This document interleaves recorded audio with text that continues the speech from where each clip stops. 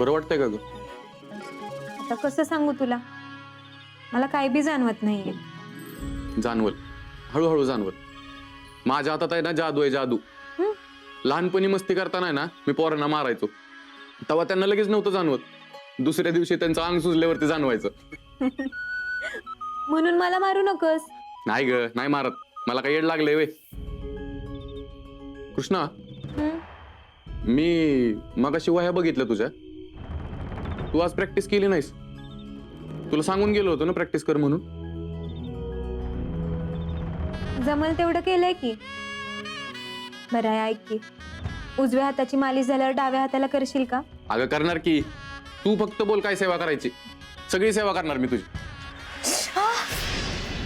अगं काय ग, एवढा हात दुखतोय का तुझा? ऐक, अगं लय हात दुखतोय की तुझा. आणि फक्त प्रॅक्टिस करून एवढा हात नाही दुखला पाहिजे. आणि तू आज जास्त प्रॅक्टिस बी नाही केलीस, मग हात कसं काय दुखतोय तुझा एवढा?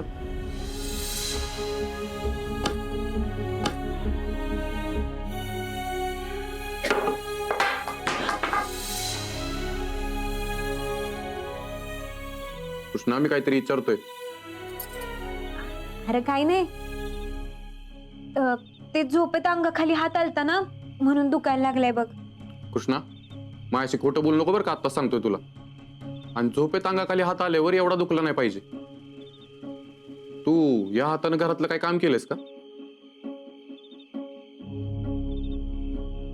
तुझा हात पिवळा का दिसतोय मला? आता तुला काय सांगू, माझा हात लईच ठणकायला लागलेला, म्हणून गरम तेलातनं हळद लावली हाताला. कुणी लावलं तुला काम? आणि काय काम लावलं? तरी मी सगळ्यांना घरी सांगून गेलो होतो की कृष्णाला घरचं काम लावू नका. मी आलोच. थांब. अरे तू समजतोस तसं काही बी नाहीये. मी ते लई डाव्या हाताने सराव केला ना, आणि तुला सांगितलं की झोपेत अंगाखाली हात आलता माझा, म्हणून दुखतोय. बाकी काही बी नाहीये. आणि तुला माझ्या हाताची मालिश करायची नाही म्हणून सांग की, म्हणून उठून निघालायस ना. हो, कसं बरं मनातलं ओळखलंस तू? द्या तिकडं. माझ्यापासून काय बी लपवायचं नाही कृष्णा, आधी सांगून ठेवतो तुला.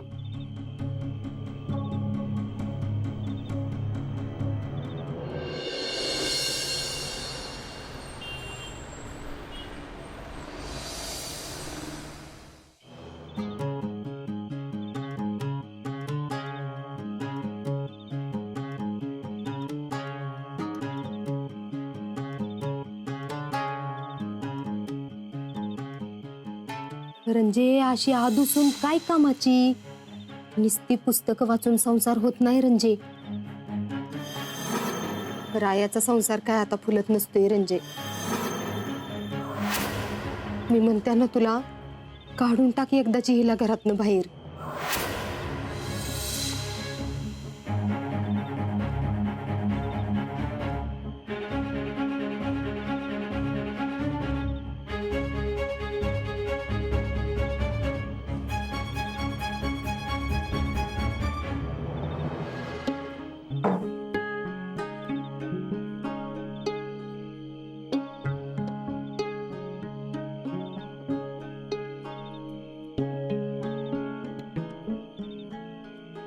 काही बोलायचंय का तुम्हाला?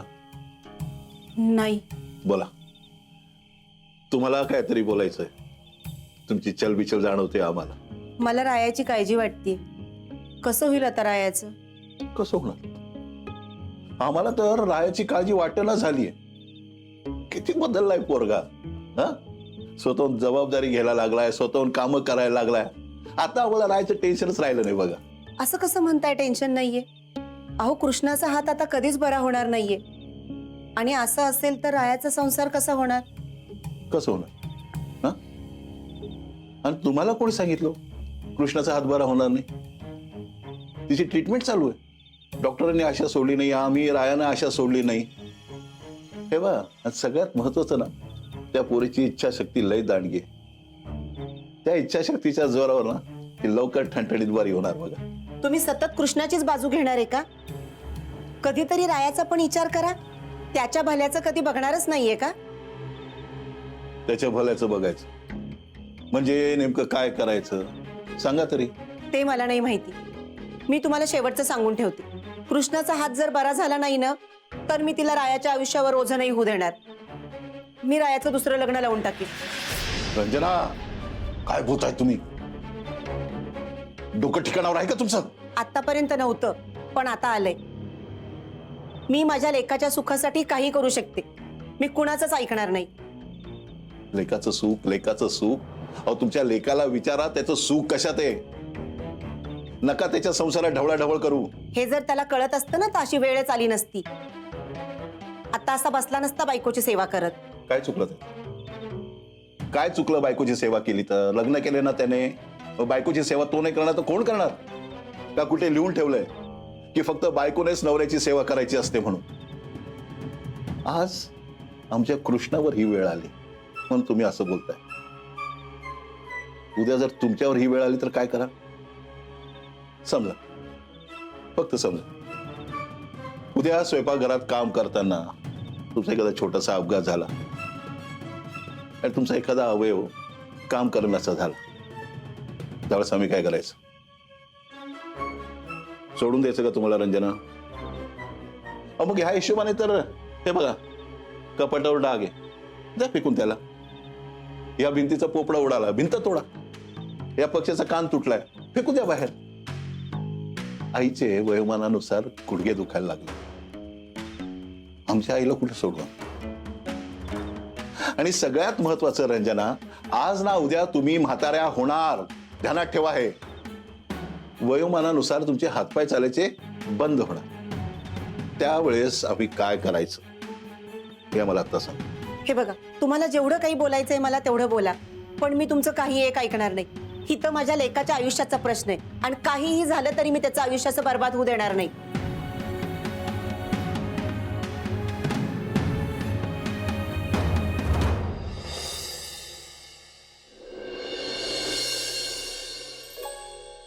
कृष्णा, गरमागरम नाश्ता आणलाय, खाऊन घे बघू.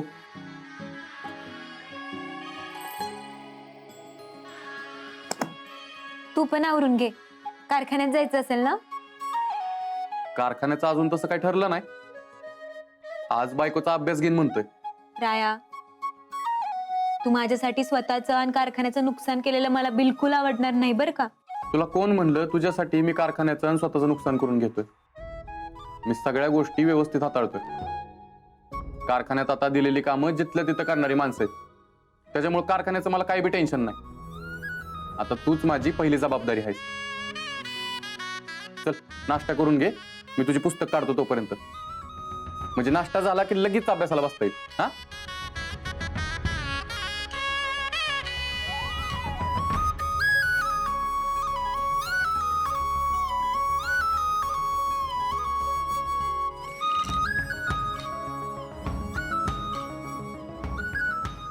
कृष्णा,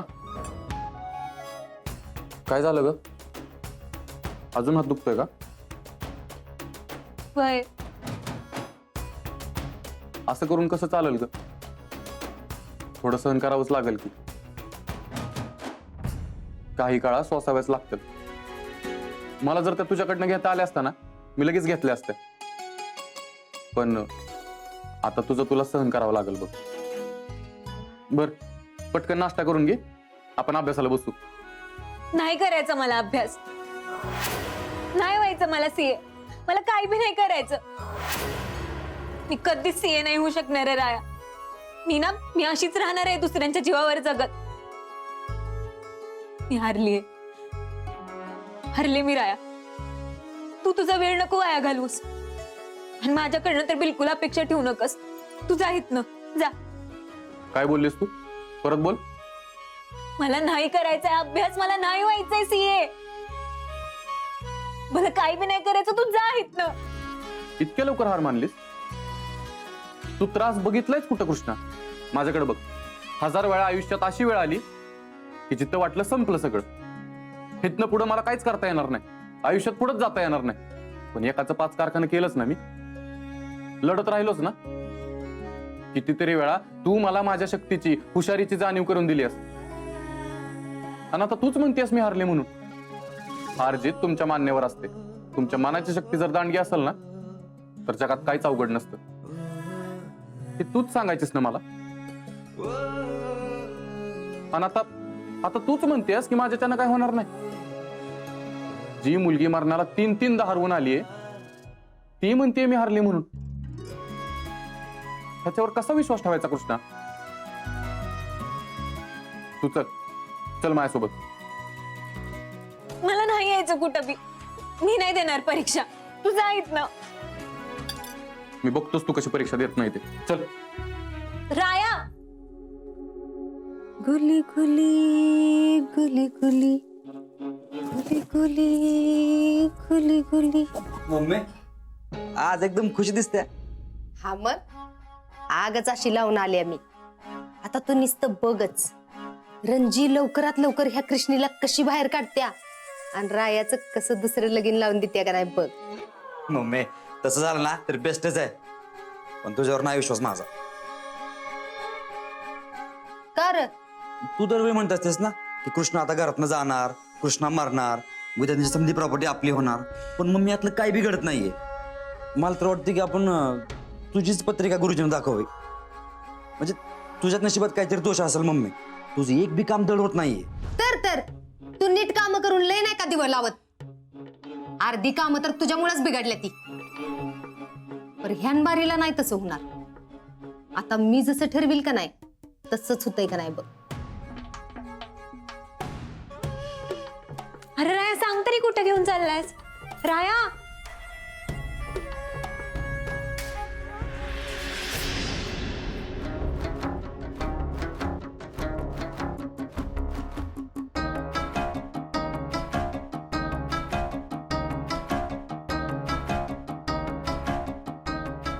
काय र राया हिला घेऊन कुठे गेला असेल? मम्मी कदाचित रायाने कृष्णाला हाकलून दिले.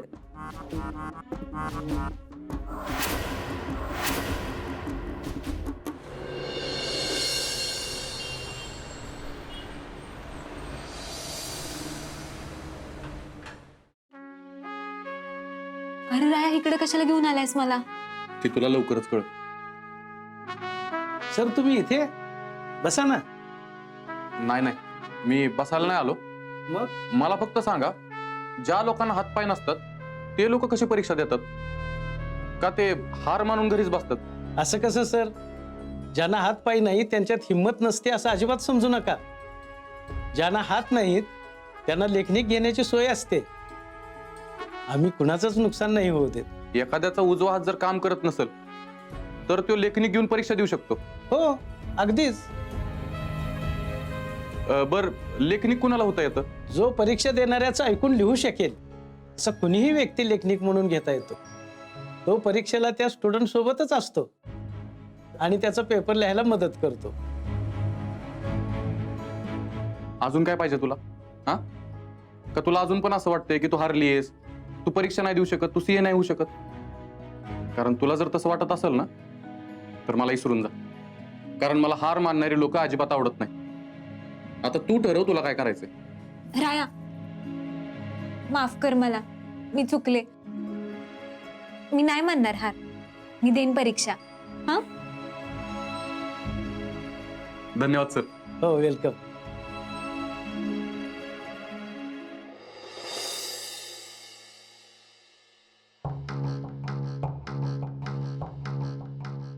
हे काय? ती बदाम खा आणि विचार कर मम्मी की राया कृष्णाला कुठे घेऊन गेला असेल. मला तर वाटतंय एखाद्या मोठ्या डॉक्टरकडे घेऊन गेला असेल तिला. मम्मी काय उपयोग नाही. तिचा हात जर बरा होणार असता ना तर डॉक्टरने आधी सांगितलं असतं की त्याला दुसरीकडे दाखवा म्हणून. पण डॉक्टरांनी स्वतःहून बोललेत की तिचा हात बरा होऊ शकत नाही.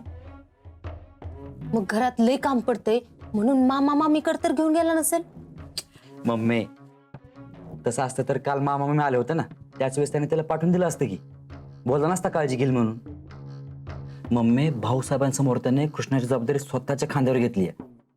त्यामुळे तो आता परत तिला कृष्णाच्या मामा मामीकडे नाही पाठवणार मम्मी. जर असं झालं ना तर भाऊसाहेबाच्या नजरेतनं आणखीनच खाली उतरेल तो. मग हा मग का नाही तिला बरं वाटावं म्हणून फिरायला घेऊन गेला असेल. मम्मी अगं असं हाताला खेचत कोण फिरायला घेऊन जाईल का? मग देवाला घ्या आता असं कुठलं देव राहिलं ते ज्याला लोक गेली नाही ते. अरे मग मगा धरणं मी एवढा अंदाज बांधते तू कुठूनच काढतोयस. मग तुला एवढं माहित आहे तर तूच सांग की मला कशाला विचारतोयस. अगं मम्मी मला जर एवढा अंदाज बांधता आला असता ना तरी सगळी बात मीच खाल्ली असती की तुला कशाला दिली असती. मम्मी तू आलाय वाटतं.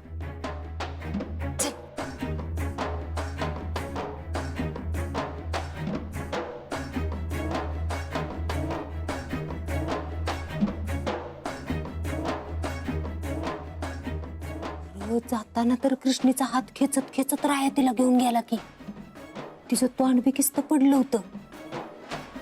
आणि आता येताना दोघं बी हसत खेळत आले ती. अशी काही जादू केली र रायाने कृष्ण. आता तरी तू या सगळ्या प्रश्नांची उत्तर सुटली ना. आता तरी तुला काय अडचण नाही ना. आता मी घाबरली हरली असं अजिबात म्हणायचं नाही. मन लावून अभ्यास करायचा.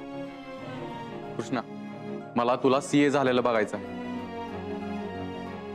आणि ही माझ्या एकट्याच नाही तर तुझं तुझ्या मामींचं भाऊसाहेबांचं स्वप्न आहे. तू एकटी 4-4 जणांचं स्वप्न जगतेस कृष्णा. त्यामुळं आता हार मानायची नाही माघार घ्यायची नाही. नाही मानणार. आत्ता खरी कृष्णा शोभतेस बघ.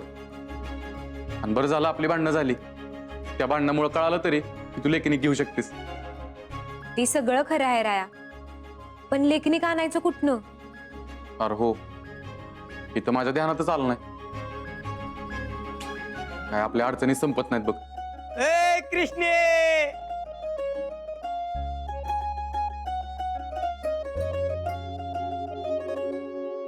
अरे कशी आहे माझी कृष्णा, माझे दोस्त, माझी मैत्रीण, माझी जिगरी यार. ए कृष्णे ऐ सीए बघ तुझा सीओ आलाय. मुंजा अरे कसा आहेस. तुला किती दिवसानं बघते मी. हा गप तू काय पुरी संसारात रमलीस. आमची तर अजिबात आठवण बी आलं नसेल तुला. तर तुला लई आठवण आली ना माझी. रोजच मला भेटायला येत होतास की. हा तुला काय सांगू तुझी तिकडे लय म्हणजे लयच आठवण यायची बघ. पण इकडे येताच येत नव्हतं. पण आता आलोय ना. आता काही नुसता जात नाही. आता निसता धिंगाणा दिटाळी. अगदी की अय कृष्णे अग टाळी दी की.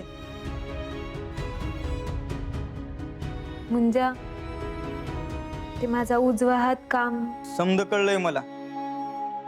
पण कृष्णे तू अजिबात काळजी करू नको. आता तुझा मुंजी आलाय का नाही समज ठीक होणार. एकाच गोष्टीचं वाईट वाटतंय. एवढं समज होऊन गेलं पण तू मला कळलं सुद्धा नाही. हाय का आता मी तुला कसं कळवणार होते बरं. तू का मला पत्ता दिला होतास का नंबर दिला होतास. मला फक्त तुझ्या आईकडनं कळालं तू कुठेतरी लांब मामाकडे गेलायस म्हणून. तिकडे जहाजावर घेऊन गेला होता मला तो कामासाठी. त्याच्यामुळे काय कॉन्टॅक्टच करता आला नाही. आणि माझा सीएचा फॉर्म बी भरायचा राहिलाय. आता पुढच्या आळला परीक्षा द्यावं लागणार. कृष्णा सापडला. ये राया हात सोड. हे बघ माझ्या नादाला लागू नको. येतानाच कुस्ती शिकून आलूया. इथं झोपी पचाड देईन. कृष्णा तुझा लेखनिक सापडला बघ. हरो आहे की मुंजा आहे की. मुंजा अरे ते आता मला उजव्या हाताने पेपर लिहिता येणार नाही ना म्हणून आम्ही दोघं बी लेखनिक शोधत होतो. तू होशील का रे माझं लेखनिक. हाग होईन की काय नाही होणार. हाग तुझं लेखनिक मी होणार. किती वेळा तर तुझा पेपर बघून मी पास झालोया. कृष्णे मी तुझा लेखनिक होणार. तू अभ्यास कर. कृष्णे आता तू सीए टॉप झाली म्हणून समजच. तुझा मेंदू माझा हात आग दूर लावून टाकू जगात. अरे भारी ऐक ऐक ऐक ऐक ऐक तुझा मेंदू माझा हात दुरळा घालू जगात.